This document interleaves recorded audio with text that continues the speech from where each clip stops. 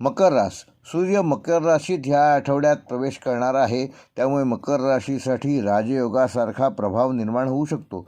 सूर्य शनी यांचा परस्पर दृष्टीसंबंध जबाबदाऱ्या वाढवणारा असला तरी स्थिरता देणारा ठरेल. बुध ग्रहाचा प्रभाव विचारांना व्यावहारिक बनवेल.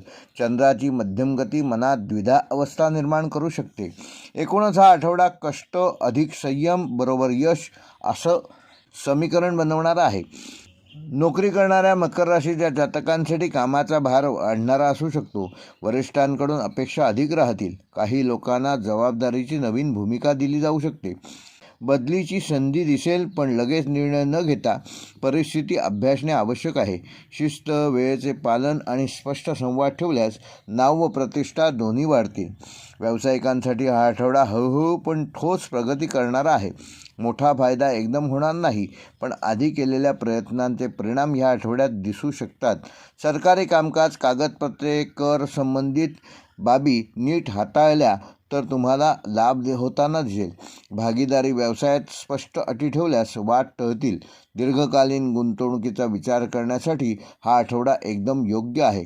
विद्यार्थ्यांसाठी हा काळ शिस्तीचा असून अभ्यासात सातत्य ठेवल्यास यश नक्की मिळेल.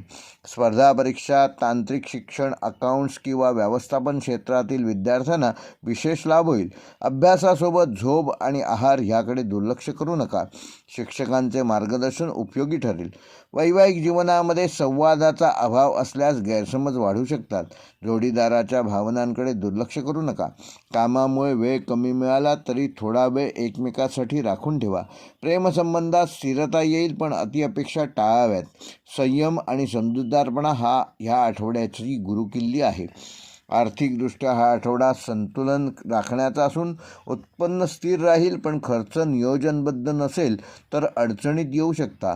घर, वाहन किंवा दीर्घकालीन गुंतवणुकीचा विचार करत असाल तर तज्ज्ञ सल्ला घेणे आवश्यक राहील.